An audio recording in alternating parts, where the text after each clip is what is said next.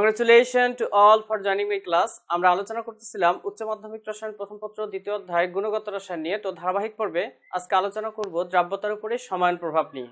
তো দ্রাব্যতার উপরে সমায়ন প্রভাবের যে সংজ্ঞা সেটা হচ্ছে কোন একটা স্বল্প দ্রবণীয় লবণের সম্পৃক্ত দ্রবণে সম-আয়ন বিশিষ্ট কোন একটা তীব্র তড়িৎ বিশ্লেষ্য পদার্থ যোগ করলে স্বল্প দ্রবণীয় লবণটির দ্রাব্যতা হ্রাস পায়। তো স্বল্প দ্রবণীয় লবণটির দ্রাব্যতা হ্রাস পাওয়ার এই যে বিষয়টা, এটাকেই বলা হচ্ছে দ্রাব্যতার উপরে সমায়ন প্রভাব।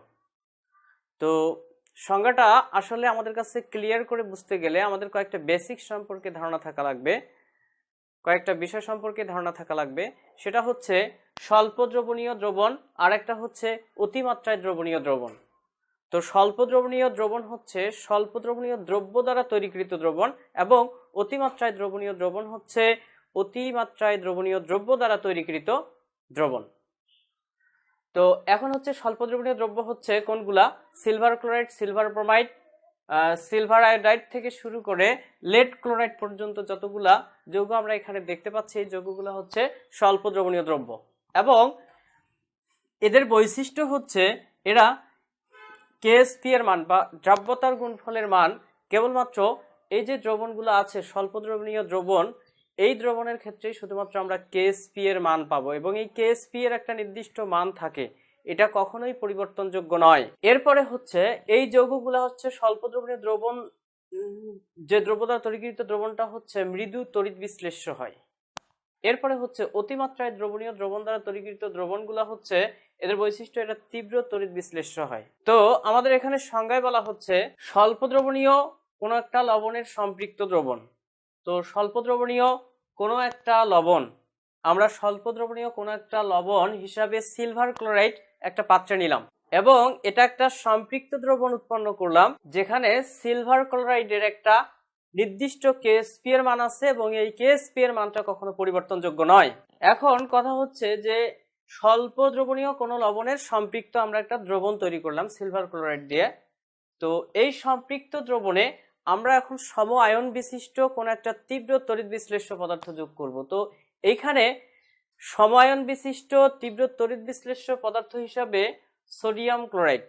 সম আয়ন বলতে আমি কি বোঝাচ্ছি এখানে, যে আমরা যদি এখানে সিলভার ক্লোরাইড নেই, দ্রবণে সিলভার ক্লোরাইড নেই, তাহলে সম্পৃক্ত দ্রবণে সিলভার ক্লোরাইড নেই, তাহলে সিলভার এবং ক্লোরাইড আয়ন আছে এমন অতিমাত্রায় দ্রবণীয় একটা দ্রব্য আমাদেরকে নিতে হবে, যেটা হচ্ছে আমরা এখানে পটাশিয়াম ক্লোরাইড নিলাম, যেখানে ক্লোরাইড আয়ন, সিলভার ক্লোরাইডে ক্লোরাইড আয়ন আছে, পটাশিয়াম ক্লোরাইডেও ক্লোরাইড আয়ন আছে, যেখানে সিলভার ক্লোরাইড একটা হচ্ছে মৃদু তড়িৎ বিশ্লেষ্য পদার্থ বা হচ্ছে স্বল্প দ্রবণীয় দ্রব্য এবং পটাশিয়াম ক্লোরাইড হচ্ছে একটা তীব্র তড়িৎ বিশ্লেষ্য পদার্থ বা অতিমাত্রায় দ্রবণীয় দ্রব্য।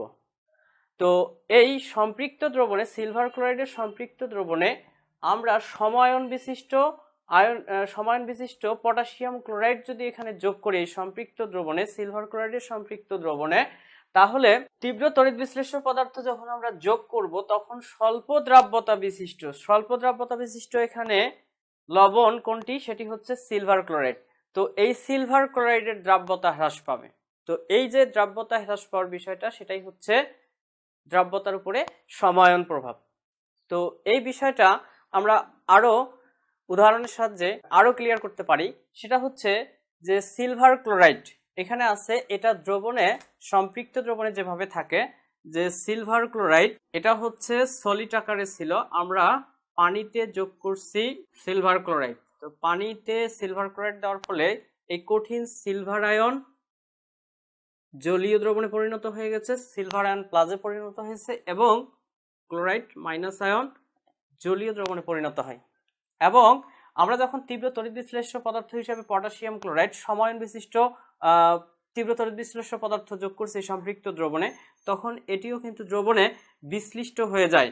সেটা হচ্ছে পটাশিয়াম ক্লোরাইড, এটা কঠিন ছিল, আমরা পানিতে পটাশিয়াম ক্লোরাইড দিয়ে দিচ্ছি, দেওয়ার ফলে হচ্ছে পটাশিয়াম আয়ন অ্যাকুয়াস জলীয় আর ক্লোরাইড আয়ন মাইনাস, এটাও হচ্ছে জলীয়। তো এখন ব্যাপার হচ্ছে যে আমরা এখানে পটাশিয়াম ক্লোরাইড যোগ করছি, তো ক্লোরাইড আয়ন এই দুইটার মাঝেই ক্লোরাইড আয়ন আছে। তো তো আমরা আমাদের এখানে যে বিষয়টা সেটা হচ্ছে সিলভার ক্লোরাইডের কেএসপি এর মান একটা নির্দিষ্ট মান থাকে এবং এই মানটা কখনোই পরিবর্তনযোগ্য হয় না, পরিবর্তনযোগ্য নয়। দ্রবণে এই মানটা কখনোই পরিবর্তনযোগ্য নয়। তো এখানে সিলভার ক্লোরাইডের ক্লোরাইড আয়ন, সিলভার ক্লোরাইড থেকে প্রাপ্ত ক্লোরাইড আয়ন, পটাশিয়াম ক্লোরাইড থেকে প্রাপ্ত ক্লোরিন আয়ন এবং এই পটাশিয়াম ক্লোরাইড দ্রবণে সম্পূর্ণরূপে আয়নিত হয়। তো আয়নিত হয় দ্রবণে যে ক্লোরাইড আয়ন আগে যে ঘনমাত্রা ছিল, পটাশিয়াম ক্লোরাইড সম্পূর্ণরূপে আয়নিত হওয়ায় ক্লোরাইড আয়নের ঘনমাত্রা দ্রবণে বেড়ে যায়।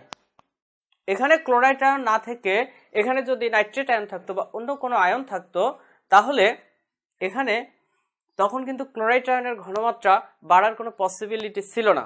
বাট এখানে সমায়ন বিশিষ্ট তীব্র একটা তড়িৎ বিশ্লেষ্য পদার্থ যোগ করায় যেটা সম্পূর্ণরূপে আয়নিত হয়, তো আয়নিত হয় সেখানে ক্লোরাইড আয়নের ঘনমাত্রাটা বেড়ে যায়। তো এখন এই যে ক্লোরাইড আয়নের ঘনমাত্রা দ্রবণে বেড়ে গেল, বেড়ে যাওয়ায় সিলভার ক্লোরাইডের যে কেএসপি এর মান, এই কেএসপি এর মান যেটা ছিল, ধরে নিলাম এটা হচ্ছে কেএসপি এর মান ছিল 1.6 গুণন 10 পাওয়ার 6। তো এই মানটা ছিল, ধরে নিলাম যে এটার কেএসপি এর মান। যখন এখানে পটাশিয়াম ক্লোরাইড যোগ করছি তখন ক্লোরাইড আয়নের ঘনমাত্রা হচ্ছে বেড়ে গেছে। কেএসপি এর মান হচ্ছে কি, দুইটা আয়নের ঘনমাত্রার দ্রাব্যতার গুণফলের মান।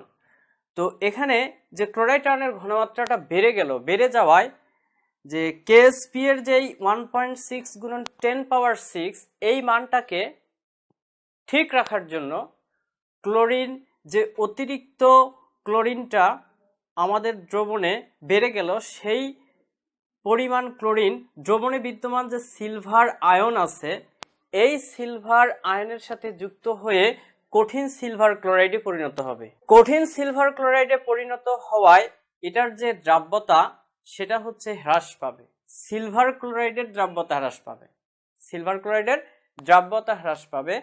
তো এই যে সিলভার ক্লোরাইডের দ্রাব্যতা হ্রাস পাচ্ছে, এই দ্রাব্যতা হ্রাস পাওয়ার বিষয়টাই হচ্ছে দ্রাব্যতার উপরে সমায়ন প্রভাব। আশা করি দ্রাব্যতার উপরে সমায়ন প্রভাব বুঝতে আর কোনো সমস্যা হওয়ার কথা না। এর পরবর্তী লেকচারে দেখব দ্রাব্যতার গুণফল নীতি এবং দ্রাব্যতার গুণফল নীতির উপরে ভিত্তি করে দুইটা দ্রবণ দ্বারা আমরা যখন একটা দ্রবণ তৈরি করব তখন সেই দুইটা লবণ থেকে অন্য আরেকটি লবণের অধ্যক্ষেপ করবে কিনা এই বিষয়টা আমরা পরবর্তী লেকচারে আলোচনা করব। তো আমাদের পরবর্তী লেকচার দেখার আমন্ত্রণ জানিয়ে আজকে এখানে শেষ করছি। আসসালামু আলাইকুম।